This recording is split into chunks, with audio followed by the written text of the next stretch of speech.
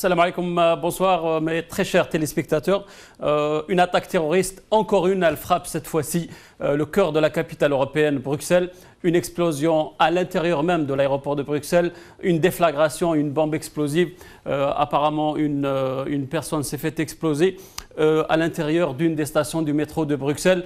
Pour parler de cette analyse loin du sécuritaire, je suis très heureux d'avoir parmi nous Monsieur Ghaleb Benchir, président de la Conférence mondiale des religions pour la paix. Monsieur Benchir, merci d'être parmi nous. Quel est votre premier sentiment quant à cette énième attaque terroriste dans la capitale européenne, Bruxelles?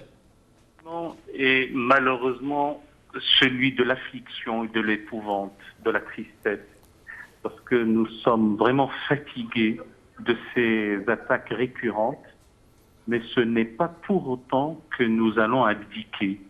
C'est une déclaration d'insoumission et de résistance face à la barbarie que je dois proclamer à travers vos ondes, puisque là je suis plutôt au téléphone et pas présent physiquement sur votre plateau.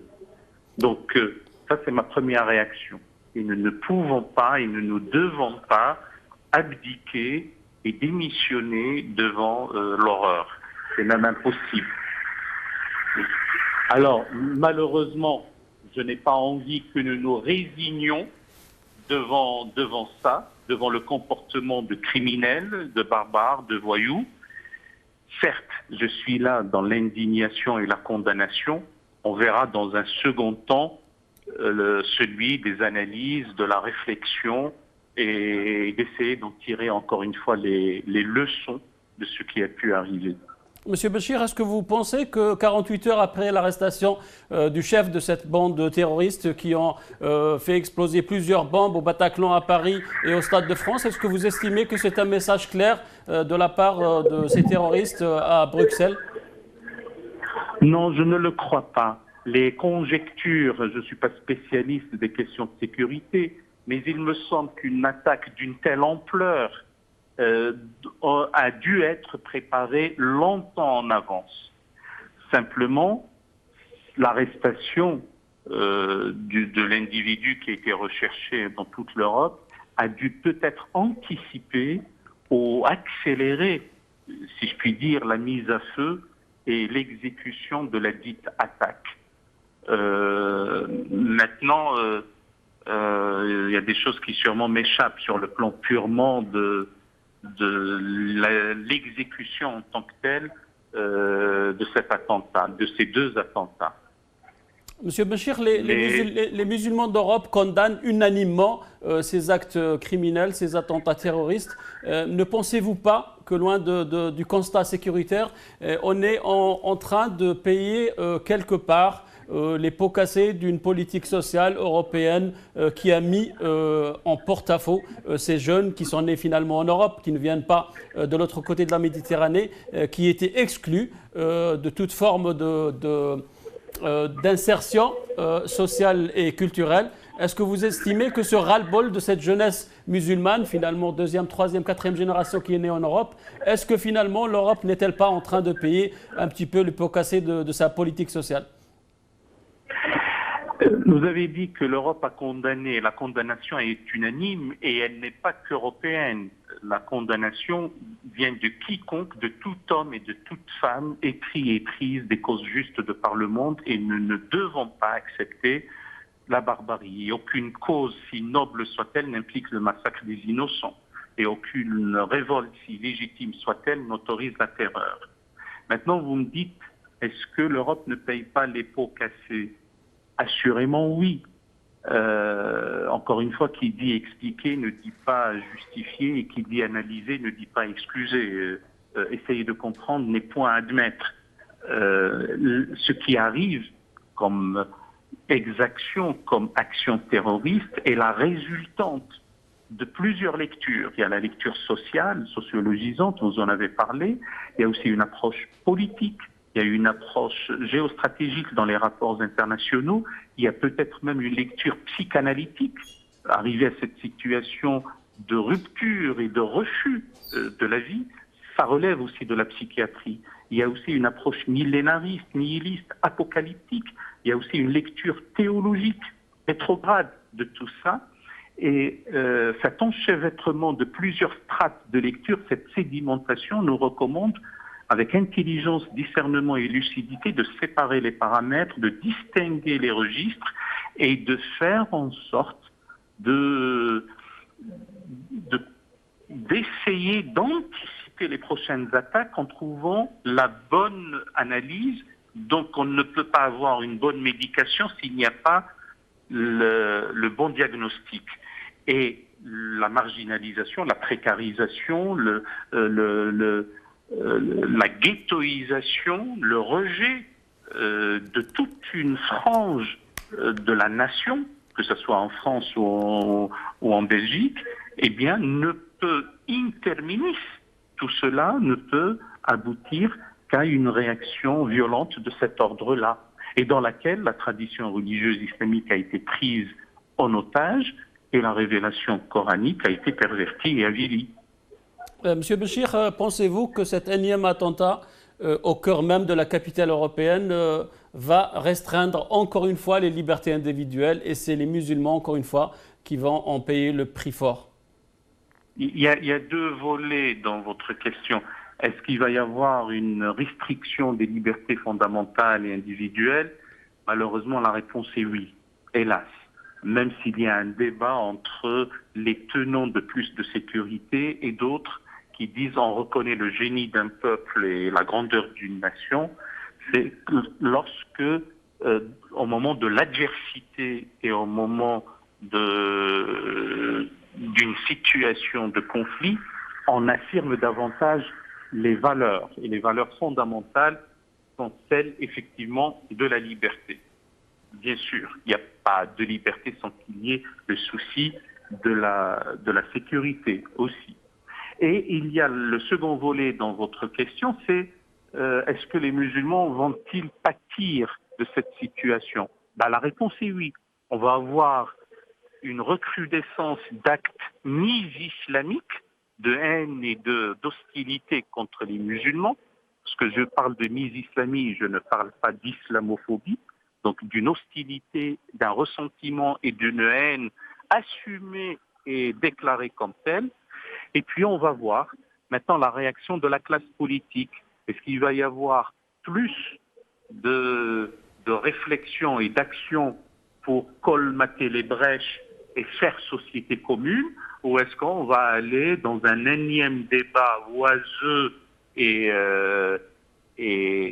contre-productif, type d'échéance de la nationalité? Ce que, à titre personnel, je ne suis pas sûr que ça soit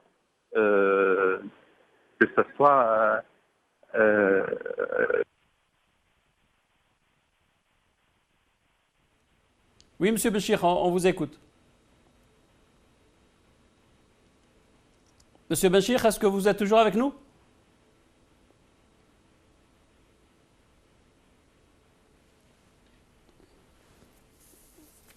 On a malheureusement perdu Monsieur Béchir.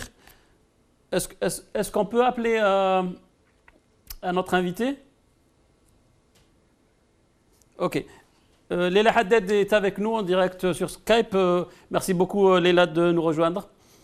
Avec plaisir.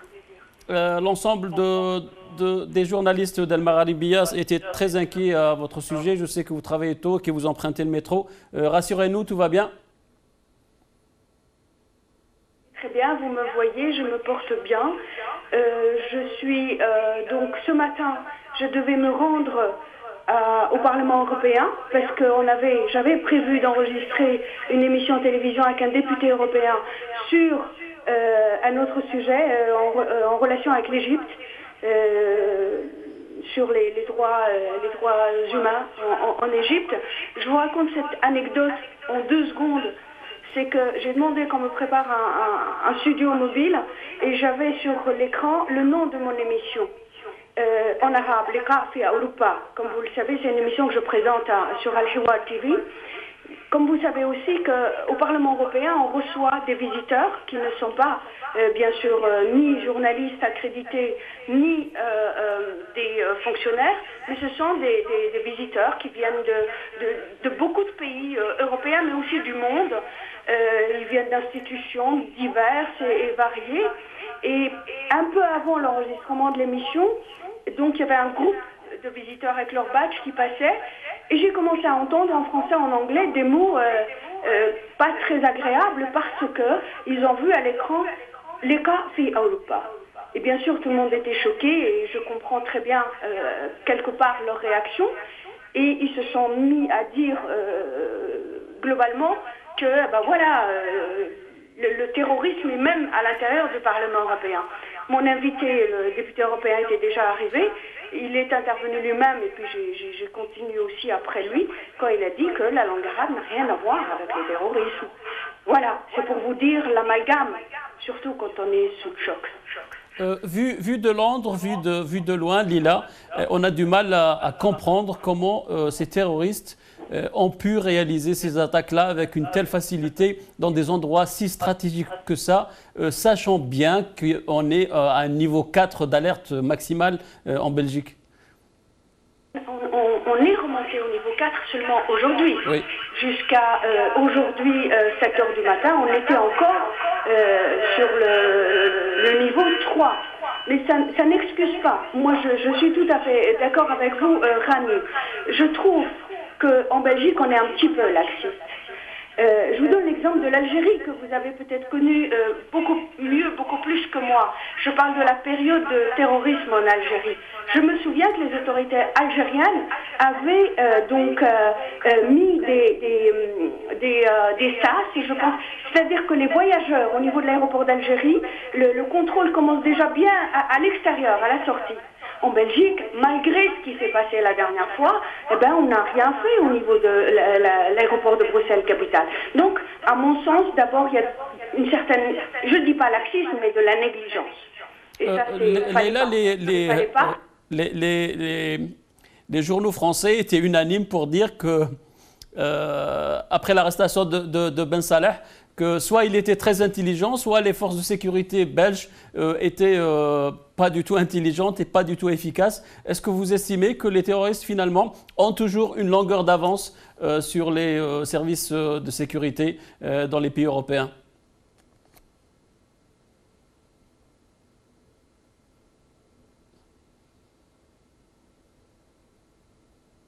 De Salah Abdeslam, qui est dans la prison de Bruges, en Belgique depuis 3 jours maintenant. Non, la terreur, c'est comme ça, monsieur. Vous êtes au siège de votre chaîne de télévision, n'importe qui peut faire éruption avec une bombe, et ça n'est pas parce qu'ils sont plus intelligents que vous, c'est la terreur. Et il faut trouver justement des solutions, et la solution réside dans le fait d'aller voir la racine du mal et essayer de mettre fin à ce mal. Merci beaucoup Léla, restez avec nous s'il vous plaît. Selwa Tazi, écrivain et journaliste, est avec nous depuis Rabat. Massa al-Khair, Selwa, merci beaucoup d'être parmi nous. Massa al-Khair. Selwa, quel est le sentiment qui vous habite après cette énième attaque terroriste dans une capitale européenne, en l'occurrence Bruxelles, la Belgique où il y a près de 3 millions de Marocains? Est-ce que le sentiment qui vous habite aujourd'hui aussi est le sentiment qui nous habite, nous, les musulmans qui vivons dans les pays européens? Encore une fois, on va payer pour ces actes de terrorisme qui finalement nous portent préjudice. Oui, bien sûr, je trouve ça terrible. Je présente mes condoléances aux familles des victimes innocentes. C'est terrible, c'est le moins qu'on puisse dire. Je condamne bien sûr ces criminels et je refuse totalement de les assimiler à notre religion qui est celle du juste milieu ou à notre communauté qui est celle de la paix et de l'islam. Qu'est-ce que vous voulez que je vous dise? Je sais, c'est terrible, mais pour moi, ce sont des êtres dénaturés qui font une fausse lecture du Coran et qui instrumentalisent justement la religion pour dominer, pour semer le chaos, pour la discorde et pour semer la terreur à l'échelle du monde. C'est tout ce que je peux dire, mais je ne peux pas les assimiler à l'islam, à notre religion. J'ai parlé de l'islam dans un très beau livre qui m'a aidé. C'est une religion de paix, d'amour, de soumission. Et je tiens à dire que je suis la fille d'un frère, un grand frère de la Caroline au Maroc, tout le monde connaît. Ma mère est descendante du prophète. Et depuis toute petite, nous avons été élevés dans une ouverture totale d'esprit, de foi. Tout ce qui importait pour nous, c'était la piété, c'était l'amour de Dieu, c'était l'union entre les peuples. Mon père nous racontait par exemple que même en temps de guerre, quand il fallait même tuer quelqu'un criminel, il suffisait qu'il dise la shahada. Et que c'était impossible que l'homme qui devait le tuer ne pouvait plus lever l'arme sur lui, même si lui-même était criminel. Alors je refuse vraiment de croire que ce sont des musulmans, ce sont des monstres qui parlent au nom de l'islam, qui espèrent le purifier je ne sais comment, et en réalité sont des organisations d'extrême droite ou des fous furieux. Voilà ce que je peux dire. Ce sont des organisations d'extrême droite, comme vous venez de le dire, Selwa, mais qu'est-ce qui fait que des jeunes Algériens, Marocains, Tunisiens qui sont nés finalement en Europe et qui ont eu une éducation et une vie normale, du jour au lendemain deviennent terroristes et défendent une idée complètement saugrenue de l'État islamique ou du califat ou de Daesh. Est-ce que c'est la résultante d'une politique sociale prônée par ces pays européens qui finalement les a marginalisés et c'est une réaction, c'est un retour de flamme de ces jeunes-là qui expriment un petit peu leur ras-le-bol en intégrant ces organisations criminelles et terroristes?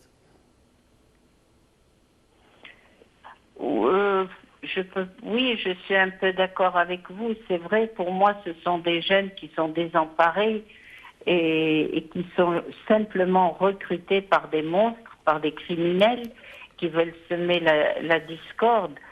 Et ils utilisent la religion pour commettre leurs forfaits.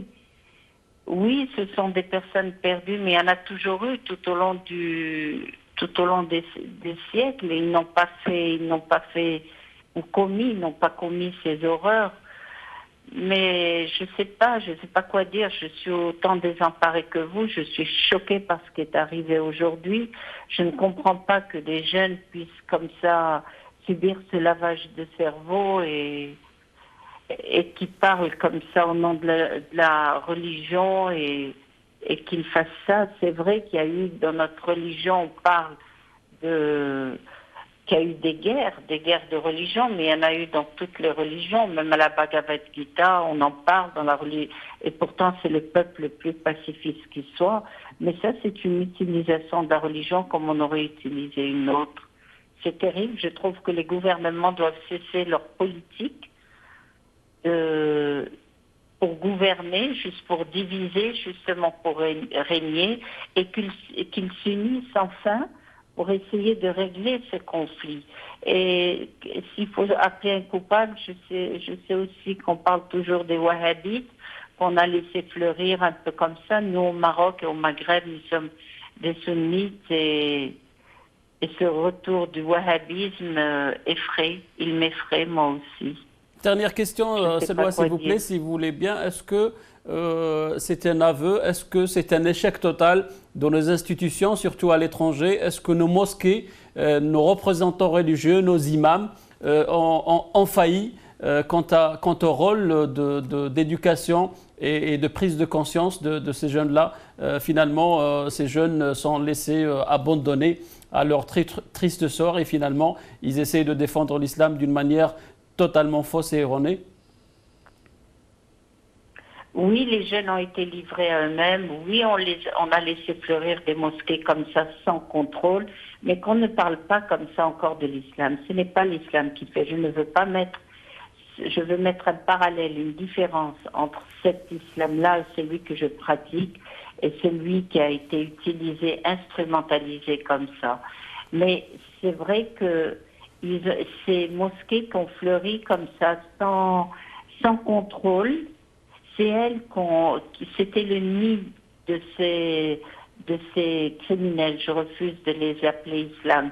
Dans notre religion, l'imam n'a aucun mot à dire. Il n'y a aucun lien. Nous, ma mère, mon père, nous ont toujours élevés là-dedans qu'il n'y a aucun lien entre Dieu et nous.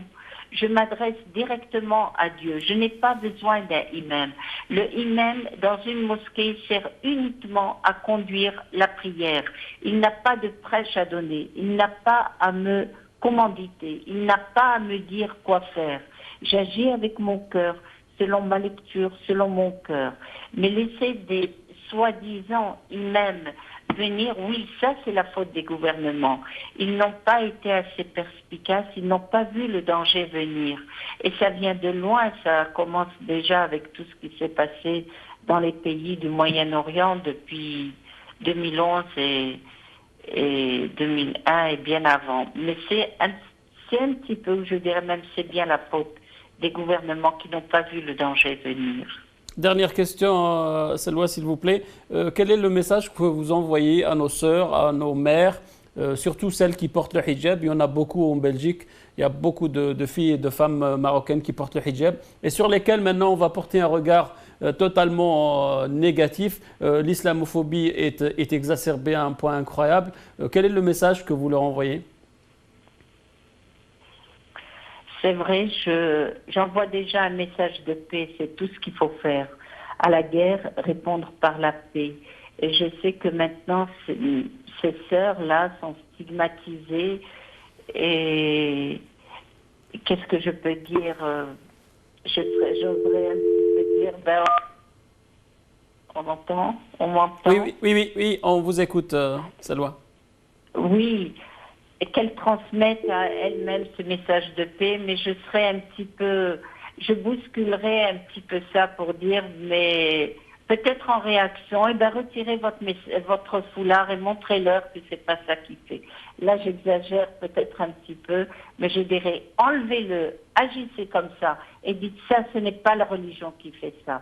Si elle fait ça, j'enlève mon foulard, je le retire comme réaction. J'enlève ça, ce n'est pas ça qui fait ma religion. Ce ne sont pas ces signes extérieurs qui font que je suis musulmane ou pas. C'est cet intérieur, c'est mon amour, c'est ma foi, c'est mon amour de l'autre. C'est l'union avec l'autre et l'union avec toutes les autres religions. C'est cette concorde entre religions, c'est ça mon message. C'est ça mon message, c'est cette soumission à un créateur unique, le nôtre, Dieu. Merci beaucoup, Selwa Tazi, journaliste et auteur. Vous étiez en direct de Rabat avec nous. Merci pour votre intervention. Je reviens à vous, Lila. Est-ce que vous êtes d'accord avec cette position extrême de Selwa qui dit que finalement, pour démontrer aux Européens qu'on n'est pas tous des terroristes, on est obligé de se défaire parfois de nos principes, de nos accoutrements et de nos symboles religieux? Non, je ne pense pas qu'il faut répondre à l'extrême par l'extrême. Le foulard est très accepté en Belgique, attention, c'est un pays laïque. Et qu'est-ce que c'est la laïcité? C'est grâce à cette laïcité que des Belges musulmanes portent le foulard. Permettez-moi de corriger un petit chiffre. Au départ, vous disiez qu'il y a 3 millions de Marocains en Belgique. Pas du tout. Le nombre total des Belges est de 11 millions. Il y a 200 000 Marocains et c'est une des plus grandes communautés étrangères, à côté des Turcs. Les Turcs aussi sont à peu près 200 000. Pour vous donner un autre chiffre, les Algériens, il y a 20 000 Algériens en Belgique. Et malgré cela, un des terroristes recherchés est algérien. Hein, donc ça, il ne faut pas l'oublier. Ils ne sont pas algériens. Rani, les gens qui ont perpétré les actes terroristes en Belgique et en France le 13 novembre dernier ne sont pas algériens, ne sont pas marocains. Ils sont français, ils sont belges, ils sont européens. J'ai entendu aujourd'hui dans plusieurs chaînes de télévision arabes et parfois même européennes des gens dire que les ambassades arabes en Europe n'ont pas joué le rôle, et pour ces gens-là, le rôle des ambassades, c'est d'éduquer, d'instruire, de conscientiser. Moi, je regrette infiniment le rôle d'une ambassade étrangère en Belgique n'est pas d'éduquer, de conscientiser et d'instruire les Belges d'origine arabe ou d'origine musulmane. Salah Abdeslam est français et il est résident en Belgique depuis, je pense, 15-20 ans. Oui, mais la question ce sont des Européens, et justement, laissez-moi finir parce que c'est très important. Il ne faut pas que les ambassades de ces pays, de ces communautés, dont ces communautés sont issues, ces ambassades ne doivent pas intervenir dans la vie des citoyens belges. Salah Abdeslam est un citoyen français, les autres dont je n'ai pas encore le nom en tête, ce sont des citoyens belges.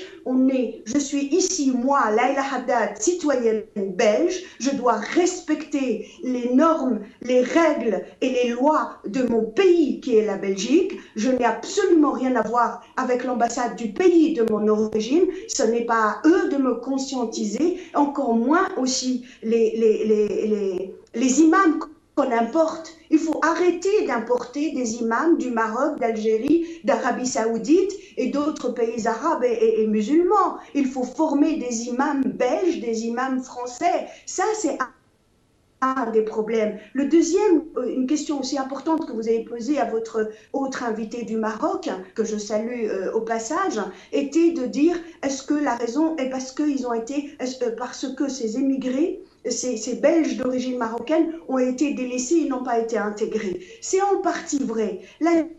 Une des solutions, un des mâles, c'est celui-là. C'est-à-dire, il faut intégrer. Et on intègre d'abord par l'éducation, par les diplômes et par le travail. Les Belges d'origine marocaine doivent faire un effort d'éviter les ghettos. Mon Dieu, pourquoi ils habitent dans le même quartier, dans la même commune, Molenbeek qui devient tristement célèbre. Il faut donc, première chose, le premier mal n'est pas, la réponse ne doit pas être que sécuritaire. On ne peut pas sécuriser toutes les bouches de métro, toutes les écoles, toutes les casernes, toutes les institutions publiques, tous les restaurants, tous les marchés, les supermarchés. On ne peut pas. Il faut guérir le mal à la racine. À la racine, au niveau européen, c'est d'arrêter les Belges et les Européens en général d'origine musulmane et d'origine arabe, leur donner les mêmes chances que les autochtones. Ça, c'est une première réponse. La deuxième réponse est internationale. Il faut arrêter de s'ingérer dans ces pays, les pays aujourd'hui en guerre, et les pays arabes, et les pays méditerranéens. Très bien, on a compris ce point important, Lila. On l'a très bien compris. Vous préconisez finalement une politique de prévention pour régler ce volet sécuritaire. Mais la question qu'on se pose ici à Londres et ailleurs, c'est comment ces jeunes finalement qui dans la majorité étaient en Syrie, comment ces jeunes peuvent rentrer tranquillement dans leurs pays respectifs et finalement après perpétrer ce genre d'actes terroristes. C'est ça la question qu'on se pose. Dans les pays respectifs, c'est-à-dire en France, en Belgique, en Suisse, en Allemagne, en Hollande, tous ces jeunes qui étaient enrôlés à... Ces allers-retours. Bien sûr. Les allers-retours entre la Syrie et les pays de résidence. Oui. Eh ben oui, on est en train de remettre en cause le traité de Schengen, malheureusement. Le traité de Schengen est très symbolique pour l'Union européenne, c'est-à-dire on a ouvert les frontières intérieures des pays de l'Union européenne. Et du coup, le Belge peut aller en France sans être contrôlé, et il peut faire toute l'Europe sans aucun problème. Donc revoir le traité de Schengen, c'est remettre en cause l'Union européenne, et là ça peut porter un coup très dur à ce beau projet qui est donc l'Union européenne. De l'autre côté, je vous dis, la réponse est le mal à soigner. Il faut le soigner à la racine. La racine, c'est d'abord arrêter la guerre en Syrie. Il faut absolument que les pays islamiques, les pays musulmans, les pays islamistes condamnent aujourd'hui. Moi, j'aimerais bien entendre aujourd'hui le Royaume-Uni d'Arabie Saoudite condamner fermement les actes terroristes aujourd'hui en Belgique. Il faut arrêter d'exporter des imams ici. Il faut arrêter d'exporter des livres coraniques qui ne sont même pas contrôlés. Il y a des cas camions et j'ai vu de mes yeux des camions arriver à la grande mosquée de Bruxelles emplis de livres coraniques en français. Alors je me pose la question aujourd'hui, est-ce que l'Arabie Saoudite a contrôlé merci Léla. traduction vers le français? Léla, restez avec nous s'il vous plaît. Léla, restez avec nous. Je ne pense pas que ce soit les livres qui endoctrinent ces jeunes-là, même s'ils proviennent de l'Arabie Saoudite. Mahi Behi est avec nous, secrétaire général de Diaspora des Aides. Merci d'être parmi nous. Mahi, première question. Quel est le sentiment qui prévaut actuellement en France? Vous êtes secrétaire général de ce mouvement Diaspora, la diaspora algérienne qui va être secouée de plein fouet, encore une fois, surtout les filles qui portent le hijab, les jeunes Algériens qui portent la barbe.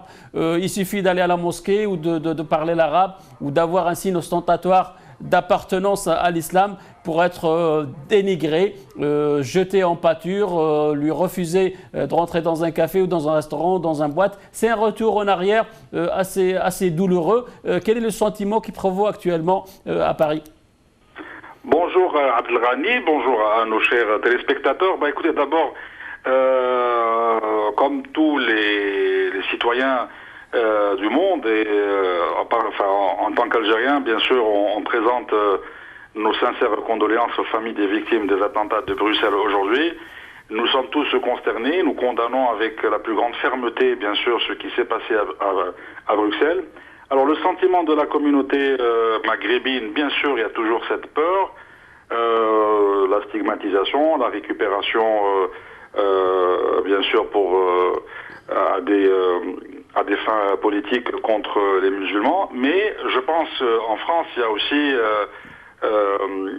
si vous voulez, il y a aussi cette société civile qui est en train de réaliser de plus en plus que quand vous avez devant vous un ennemi inconnu, vous ne pouvez pas dire qu'il s'agit de telle ou telle communauté. Le terrorisme, aujourd'hui, c'est une affaire de tout le monde.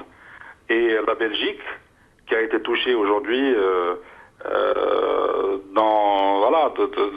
vraiment dans sa plus grande capitale, comme la France, aujourd'hui, la communauté européenne, d'abord, elle a pris connaissance, elle a pris conscience de la gravité de la situation. Il ne s'agit pas de stigmatiser une population.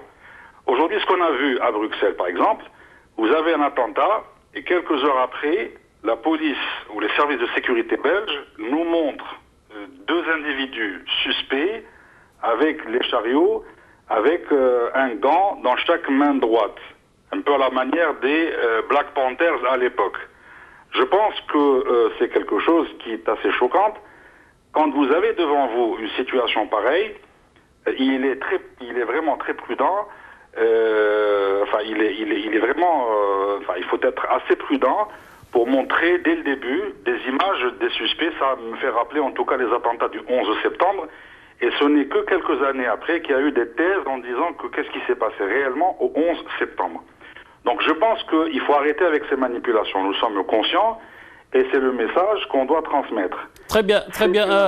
Mahi, Yassine, s'il vous plaît, je vous invite à regarder cette vidéo qui date un peu, vous et Lila.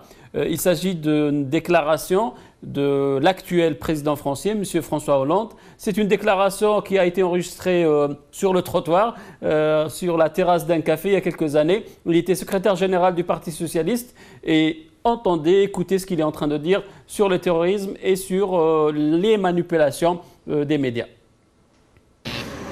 Est-ce qu'aujourd'hui, dans notre pays, vous, François Hollande, vous trouvez que les choses sur les libertés sont en danger? Je crois qu'au nom d'une cause qui est juste, nécessaire, lutter contre le terrorisme, on est en train de faire des amalgames et des confusions.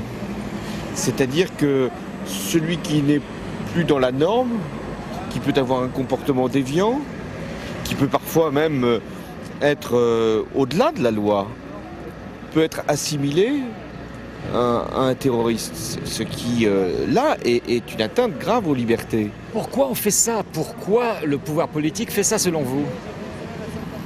Je crois qu'il y a d'abord une espèce de mouvement politique, c'est-à-dire donner le sentiment qu'il y a une menace et que le pouvoir y répond. Donc il y a une intention politique qui est... Ils inventeraient la menace alors?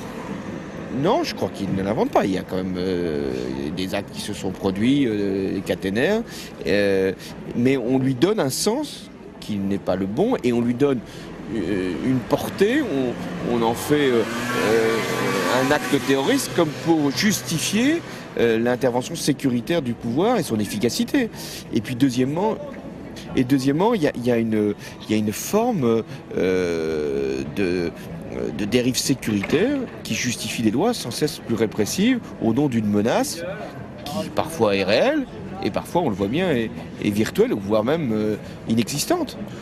Vous avez quand même dit que, d'une certaine manière, le pouvoir politique pourrait favoriser la qualification d'actes répréhensibles mais, en actes terroristes Pourquoi? Pour que la population se sente en sécurité avec ce gouvernement?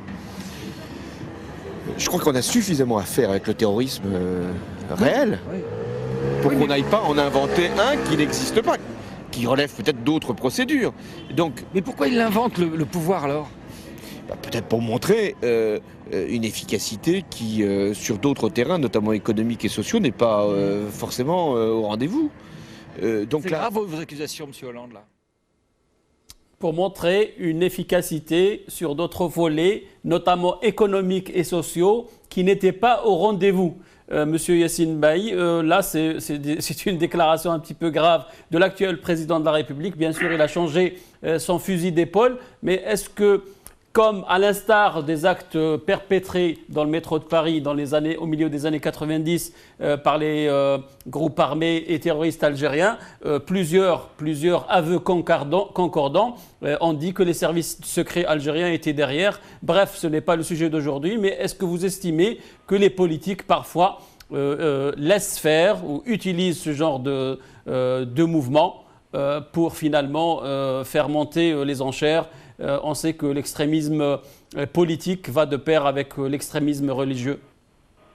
Alors, ce qui est frappant, si vous voulez, Abdelghani, dans cette vidéo, c'est François Hollande qui était secrétaire général du Parti Socialiste. Il n'était pas encore chef de l'État. Et on voyait déjà à l'époque la manière dont il traite le sujet. Donc, il n'était pas du tout assez compétent sur le sujet. Donc, on voit bien qu'il maîtrisait pas du tout le sujet, déjà en tant que secrétaire général du Parti Socialiste. Alors aujourd'hui, en tant que chef d'État, c'est encore plus compliqué pour lui, donc de maîtriser ce sujet-là, parce que justement, en tant que politique, il a démontré son échec, et parce que justement, il n'y a pas eu assez de concertation avec les différentes classes politiques françaises et la société civile, en sachant que la communauté musulmane est très importante en France.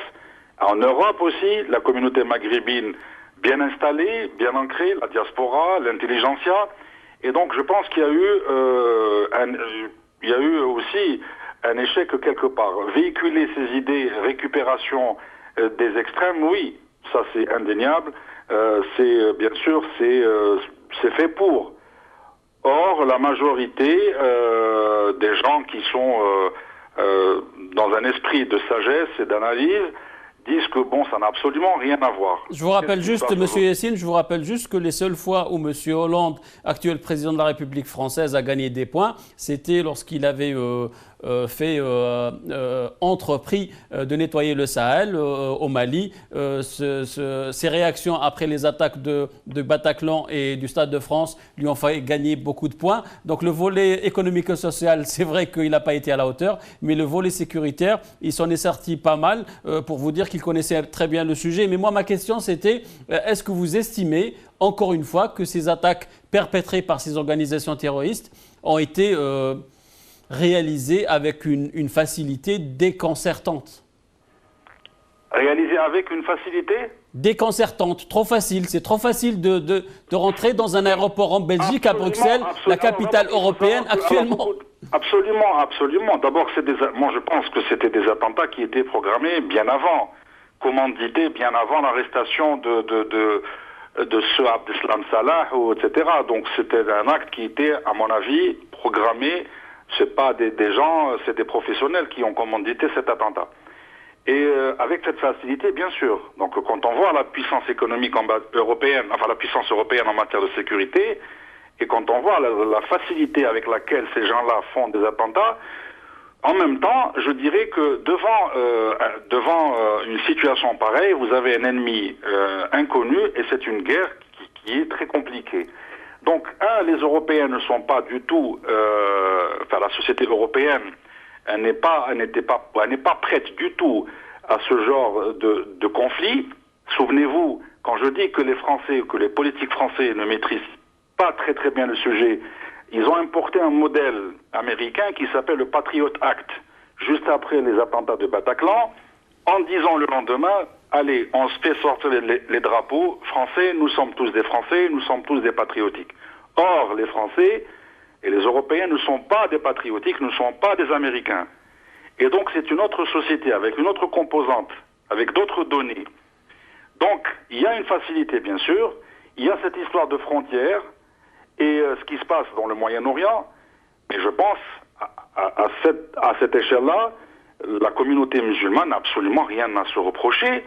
On n'a pas à se justifier chaque fois qu'il y a un attentat qu'on doit dire la communauté musulmane. Non, la communauté musulmane, devant cet acte ou ces actes-là, comme toutes les communautés qui se respectent et qui respectent bien sûr le vivre ensemble, condamnent avec la plus grande fermeté ces attentats et doivent travailler ensemble pour l'intérêt commun. Mais si on continue chaque fois à se justifier, non, nous ne sommes pas dans ce truc-là. Yacine, une dernière question, s'il vous plaît. On s'est rencontrés récemment à Paris et vous m'avez évoqué vos ambitions politiques, vous qui êtes dans l'opposition. Est-ce que vous estimez que ce qui s'est passé en Belgique, ces attentats perpétrés en Europe régulièrement, ne renforce-t-elle pas la position du système algérien, lui qui prône le tout sécuritaire? Si après nous il y a le déluge, après nous il y a Daesh, est-ce que ça fragilise pas l'opposition, tout ce qui se passe actuellement en Europe? Non, je dirais pas. Non, ça fragilise pas parce que l'opposition, elle est en face d'un régime politique. La sécurité nationale est une affaire de tous les Algériens, bien sûr. Alors bien sûr que aujourd'hui c'est la journée, il faut rappeler aux Algériens qu'aujourd'hui même, le 22 mars, c'est la journée dite contre l'oubli, pour la mémoire, en symbole à ces massacres de Ben Talha et de ce que l'Algérie a vécu comme des actes terroristes odieux pendant cette décennie. Donc, pour l'opposition, pour ce qui est de l'opposition, bien sûr, nous nous opposons au régime politique. Cela ne veut pas dire que cette question de sécurité nationale, ça concerne tous les Algériens et nous sommes tous concernés. Mais vous savez très bien, Yacine, que Daesh a maintenu au pouvoir Bachar el-Assad. Est-ce que ces attentats vont maintenir aussi, pour quelques années, le pouvoir en place en Algérie? Je l'espère pas, en tout cas. Ce qui est sûr, c'est que nous faisons tous attention aux positions ou les gens qui sont affiliés au pouvoir. Nous travaillons tous et nous à ce que la sécurité nationale soit préservée. Avec la fermeture des frontières, je pense que personnellement, je le dis à titre personnel, c'est une bonne chose que les frontières sont fermées. C'est parce que l'Algérie est en état d'alerte, parce que nous avons eu cette expérience. Et Daesh, en tout cas, on ne sait pas, ces gens-là qui viennent de la Syrie ou de la Libye, c'est les conséquences de cette guerre provoquée par l'Union européenne, par les forces occidentales, par les Américains, etc. Mais nous, en tant qu'Algériens, nous devons faire très attention. Nous devons bien sûr, dans ces moments-là, être unis, tous. Mais en politique, on continue à dénoncer le régime politique, absolument, voilà. Yacine Mahibahi, politologue et opposant algérien et vice-secrétaire général de Diaspora DZ. Vous étiez avec nous depuis Paris. Mille merci. Merci beaucoup pour votre intervention. Leïla Haddad, j'ai des images pour vous. Je ne sais pas si vous les avez déjà vues ou pas. Je vous laisse regarder si vous nous suivez via streaming. On est en train de regarder les images que diffuse actuellement la presse belge. Ce sont 3 personnes, 2 personnes qui portent un gant à la main gauche ou à la main droite. Et une 3e personne avec un chapeau rouge. Il apparaît noir sur les images, mais finalement il est rouge. Les 2 personnes à gauche sont mortes sur le coup parce que c'est elles qui portaient les bombes. Et la police belge est à la recherche de cette 3e personne qui porte le chapeau rouge. Est-ce que vous estimez, Leila, que c'est un petit peu tôt pour montrer ces images? Finalement, c'est coupé court à cette cabale, à cette recherche des personnes susceptibles de donner des informations de ce qui s'est passé. Pourquoi les services secrets belges montrent ces images actuellement? Écoutez, votre invité qui vient de quitter à l'instant avait donné une information erronée.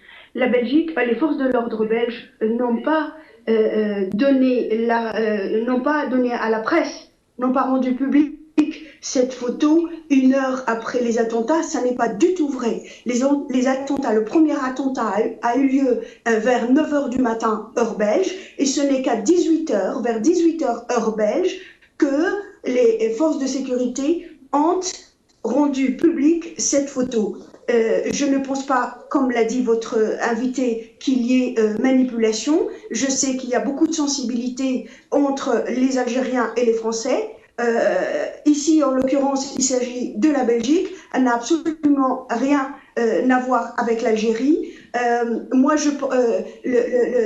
Les forces de sécurité, la sûreté nationale belge est très sérieuse.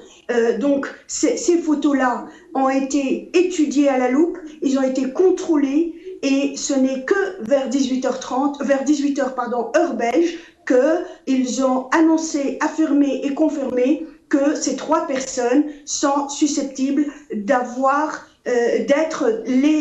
ceux qui se sont fait exposer, donc 2 parmi les 3, et le 3e est en cavale. Donc non, il est après de 9 h du matin jusqu'à 18 h et montrer ces photos-là, après les avoir contrôlées et vérifiées, je ne crois pas que ça a été anticipé ou que ça s'est fait très vite pour Lila, la question qui s'impose d'elle-même actuellement, manipuler. Que j'ai envie de vous poser, est-ce que le tout sécuritaire est une solution? Le Premier ministre belge vient de déclarer que finalement ce qu'on craignait est arrivé en Belgique. Le tout sécuritaire aux États-Unis n'a pas marché, il n'a pas marché en Algérie, il n'a pas marché au Liban, il n'a pas marché en Syrie et il ne marchera pas en Belgique. Est-ce que bunkériser les aéroports, comme vous le préconisiez tout à l'heure, à l'image de l'aéroport d'Alger, qui est le plus sûr aéroport avec l'aéroport de Tel Aviv, il y a 18 points de passage sécurisés avant de rejoindre l'avion. Finalement, ce n'est plus une vie. Est-ce qu'on va donner raison à ces groupes terroristes pour finalement avoir une vie qui n'est plus une vie dans nos capitales, dans vos capitales européennes?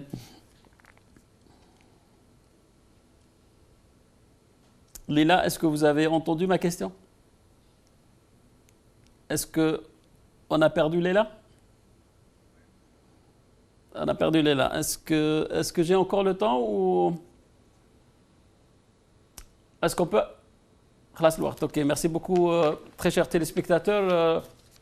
Tartia Moutatelia, merci beaucoup pour votre présence et d'avoir suivi cette page de cette couverture spéciale sur les attentats perpétrés en Belgique. À très bientôt. Salam alaikum fi amanillah.